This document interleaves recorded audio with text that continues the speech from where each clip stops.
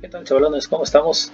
Pues vamos a comenzar a trabajar con los conceptos de geometría, con el objetivo de avanzar en esta rama de las matemáticas. Para ello, pues primero vamos a ver algunas ideas que son muy importantes antes de entrar a la resolución de problemas de nuestra materia geometría. Primero, pues vamos a ver qué significa la palabra geometría. Etimológicamente, la palabra proviene del griego geo, que significa tierra, y metreo, que es medir, que se interpreta como medir la tierra. Es decir, la geometría tiene sus inicios en aquellos tiempos de los egipcios, donde quisieron comenzar a medir las tierras que tenían, y pues comenzaron en algo muy rústico en aquellos tiempos, pues, a poner puntos, referencia, trazar rectas para así hallar una relación entre estos puntos y rectas y pues poder medir sus terrenos. De ahí nace la geometría. La definición formal que se tiene de geometría pues se define como la rama de las matemáticas que estudia las propiedades, las formas y las dimensiones de figuras y cuerpos geométricos como el triángulo y el círculo. Dentro del triángulo pues vamos a ver algunos conceptos como es el teorema de Pitágoras, y dentro de la circunferencia pues tenemos algunos otros conceptos como es el radio, que es la distancia que hay del centro a cualquier punto del perímetro de la circunferencia. Tenemos el diámetro, que aquí no aparece, pero el diámetro pues es la distancia que hay entre dos extremos de la circunferencia pasando siempre por el centro. La cuerda pues es una recta que toca dos puntos, pero esta, a diferencia del diámetro, pues no pasa por el centro.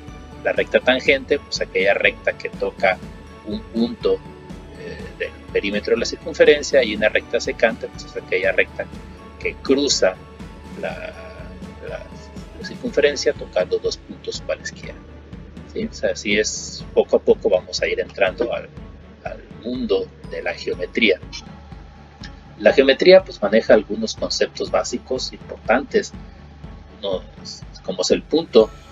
El punto pues es complicado de repente explicar lo que es, pero se interpreta o se dice que es la marca que deja el lápiz sobre un papel. Este es tan pequeño que carece de dimensiones, y en geometría pues se representa por las letras mayúsculas. Esto aquí podemos observar, este es el punto A, punto B, punto C, punto D. Ojo, algo importante, carece de dimensiones, esa dimensión pues se puede representar también además de un punto redondo, una circunferencia rellenita, lo podemos también llegar a encontrar como una X, el punto donde se intersecta el centro de la X, pues viene a ser el punto. Ok, la línea pues es una sucesión infinita de puntos. Existen distintos tipos de líneas, estas pueden ser rectas, pueden ser curvas, tal y como se muestran aquí, la línea recta, la línea quebrada, una curva o una ondulada. La línea recta, esta ya está bien definida, es una sucesión infinita de puntos en una misma dirección y se representa de la siguiente forma, es decir, dos puntos, ¿sí? Y una recta que, como ustedes pueden observar, pues tiene una flecha que marca hacia menos infinito y una flecha que marca hacia más infinito. Es decir, una recta no tiene principio ni tiene fin, pero la vamos a representar por una flecha con dos puntas, una flecha con dos puntas, los extremos, y en la parte de abajo, pues, puntos de referencia AB. El segmento, estamos hablando de un segmento de recta. Este segmento de recta, a diferencia de la recta, este sí está bien delimitado. Es decir, aquí tenemos el segmento CD. Con este pues ya podemos definir cuál es su longitud. El segmento CD es una porción de la recta y se representa por los puntos que lo delimitan, y en la parte superior un guión o un segmento de recta. La curva pues es aquella línea que no tiene partes rectas. En consecuencia, la curva por excelencia pues es la circunferencia. que la podemos observar aquí. Y en esta misma figura observamos lo que es un arco. Un arco es la porción de la curva limitada por dos puntos no coincidentes, es decir, aquí tenemos el arco AB. ¿Sí? El arco sería solo esta porción de la circunferencia. Otros conceptos que maneja la geometría, pues es el concepto de figura geométrica, que es una extensión limitada por puntos, líneas y superficies. Por ejemplo, pues tenemos aquí la elipse, tenemos un triángulo, un rectángulo. Los cuerpos sólidos pues son aquellos que, además de base y altura, pues también tienen una longitud, ¿sí? Tienen base, altura y anchor. Es decir, ya tenemos tres dimensiones. Un ejemplo de ello pues son los prismas que observamos aquí, prisma triangular y prisma rectangular. El concepto de ángulo, ¿sí? El ángulo, ¿sí? Que es ya donde vamos a comenzar a entrar en práctica. Los primeros ejercicios que vamos a realizar es cómo convertir las medidas de los ángulos. El ángulo pues no es otra cosa que una abertura formada por dos semirrectas con un mismo origen llamado vértice. Es decir, aquí podemos observar nosotros el ángulo, ¿sí? Tiene una semirrecta que va de A a B y de la otra semirrecta que va de A a C. ¿Sí? Esta abertura que tenemos aquí es lo que nosotros vamos a llamar ángulo. Y el vértice pues es el punto donde se unen esas rectas. ¿Y cómo se puede representar un ángulo? Pues lo podemos representar diciendo que este es el símbolo de ángulo, el ángulo formado por B, A, C. Observamos que el vértice siempre va a ir en el centro. ¿Sí? Al inicio vamos a tener la letra donde inicia nuestro ángulo, el vértice, y la letra donde termina nuestro ángulo. Podemos decir que es el ángulo A, tomando como referencia el vértice, o le podemos poner nombre a este arco, sería el ángulo alfa. Cualquiera de estas tres formas son correctas para referirnos a un ángulo. A la hora de medir ángulos, los ángulos se miden principalmente en sentido contrario a las manecillas del reloj o en sentido antihorario, es decir, considerando de derecha a izquierda, como se puede observar aquí. Partimos en sentido contrario de las manecillas del reloj y así vamos a tener un ángulo positivo. De lo contrario, si partimos en sentido horario o en el sentido de las manecillas del reloj, pues vamos a tener un ángulo negativo.